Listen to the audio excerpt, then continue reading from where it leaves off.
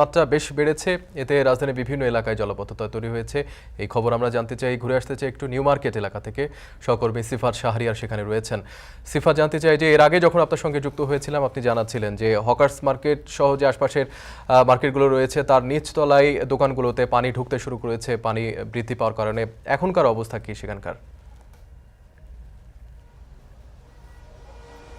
এখনকার অবস্থা বিপ্লব, পানি আরো বেড়েছে এবং যে দোকানগুলো এতক্ষণ বাকি ছিল সেগুলো তো পানি ঢুকেছে এবং উঁচু যেই দোকানগুলো ছিল সেগুলোর মধ্যেও পানি। এবং দেখতে পাচ্ছেন আবার আশপাশের চিত্র দেখেই বোঝা যাচ্ছে যে এখানে প্রধান যে সড়ক, সে প্রধান সড়ক সহ ফুটপাথ যেটি রয়েছে মানুষের পায়ে হাঁটা, সেটিও ডুবে গেছে। আপনাকে একটু দেখাতে চাই এখানে যে পানির উচ্চতা সেটি কিন্তু ধীরে ধীরে বাড়ছে, যেহেতু পানি যে পরিমাণ বৃষ্টিতে পানি বাড়ছে সেই পরিমাণ পানি নিষ্কাশন হওয়ার যে জায়গা সেটি নেই এবং সেগুলো বন্ধ থাকার কারণে এই পানিগুলো এখানে জলাবদ্ধতা সৃষ্টি করেছে। এবং তাতে করে এখানে ফুটপাতের যে দোকানগুলো রয়েছে, জানেন দুপুরের পর থেকে এই দোকানগুলো খোলা হয়, সেগুলো ইতোমধ্যে অনেক দোকান পানির নিচে চলে গেছে, অনেক দোকান অর্ধ ভেজা অবস্থায় রয়েছে এবং দেখাই যাচ্ছে যে আর কিছুক্ষণ বৃষ্টি হলেই এগুলো পানির নিচে চলে যাবে। এবং আশপাশে যে দোকানগুলো রয়েছে সেগুলো আসলে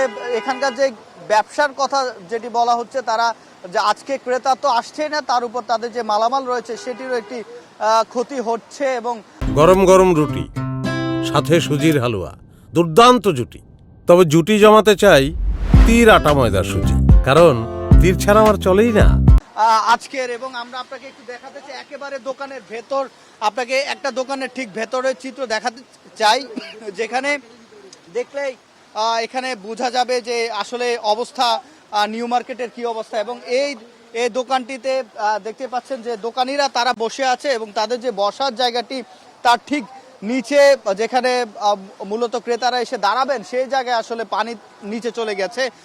এবং এই শুধু এই একটি দোকানের চিত্র না, এটি এখানকার যে হকার্স মার্কেট রয়েছে, ধানমন্ডি হকার্স মার্কেট, এটি নিউ মার্কেট এলাকায় একটি মার্কেট। এই মার্কেট সহ নিচের যতগুলো মার্কেট রয়েছে, বিশেষ করে এই চন্দ্রিমা সুপার মার্কেটের বিপরীত পাশের যে চিত্র সেটি বেশ এরকমই, ঠিক মনে হচ্ছে যেন উপকূলের কোনো একটি দোকান, কিন্তু না, এটি রাজধানীর একটি অভিজাত এলাকা বলবো না। এখানকার সবচেয়ে বেশি বেচা কেনা হয় নিউ মার্কেটে। আজকে তাদের যে বেচা কেনা সেটি তো কিছুটা ভাটা পড়েছেই। তো বিপ্লব, এই ছিল আমার কাছে নিউ মার্কেট থেকে সবশেষ।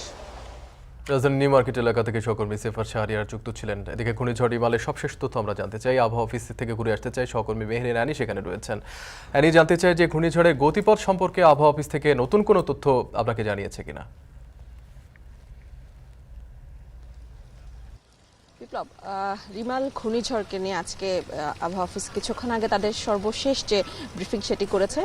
আবহাওয়া অফিস থেকে জানানো হয়েছে আজকে সকাল 9টা নাগাদ কিন্তু আজকে এই রিমাল ঘূর্ণিঝড়টি গভীর স্থল নিম্নচাপে পরিণত হয়েছে এবং এর মধ্য দিয়ে কিন্তু এখন এই মুহূর্তে এই স্থল নিম্নচাপটি কিন্তু যশোর এবং তার আশেপাশের এলাকায় অবস্থান করছে এবং এরপরে কিন্তু এই গভীর স্থল যে নিম্নচাপটি আছে সেটি কিন্তু বৃষ্টি ঝরিয়ে কিন্তু একদম এই ঝড়ের যে শক্তি সেটা কিন্তু হারিয়ে স্বাভাবিক হয়ে যাবে। এবং আরেকটি বিষয় যদি বলে রাখি যে ঢাকার অবস্থার কথা যদি বলি, যে এই ঢাকায় কিন্তু ঘূর্ণিঝড় রিমালের যে প্রভাব সেটি কিন্তু বিকেল 3টা নাগাদ কিন্তু ঢাকায় রিমাল আঘাত হানবে এবং এই সময় ঢাকার যে ঝড়ো হাওয়া এবং বৃষ্টির পরিমাণ কিন্তু বাড়বে এবং এখানে বাতাসের গতিবেগ 30 থেকে 40 কিলোমিটারের কথা কিন্তু আবহাওয়া অফিস থেকে বলা হয়েছে। এবং আজকে কিন্তু তারা এই রিমালের যে গতকাল রাত থেকে যে তাণ্ডব হয়েছে এবং সেই ক্ষেত্রে যে আজকে খেপুপাড়া এবং পটুয়াখালীতে গতকাল কিন্তু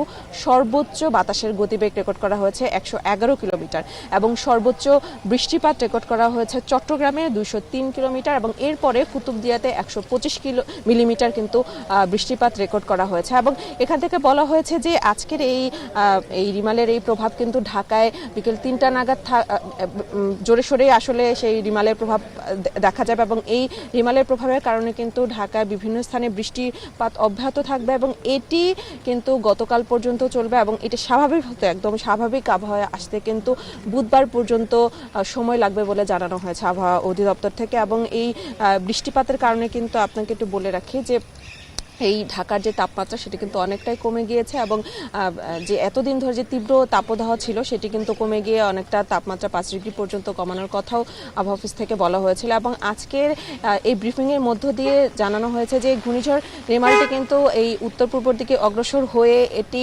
যশোরে অবস্থান করছে এবং এরপর এটি কিন্তু আসামের দিকে চলে যাবে এবং এই ঘূর্ণিঝড়ের যে ঘূর্ণিঝড় থেকে যে নিম্ন গভীর যে নিম্নচাপটি তৈরি হয়েছে এটি কিন্তু আসলে শেষ হয়ে একটি স্বাভাবিক আবহাওয়া আবার ফিরে আসবে। বিপ্লব, এই ছিল আমার কাছে আজকে আবহাওয়া অফিস থেকে সর্বশেষ। আবহাওয়া অফিস থেকে ঘূর্ণিঝড় রিমাল নিয়ে সবশেষ তথ্য জানছিলাম। মেহের রানী যুক্ত ছিলেন।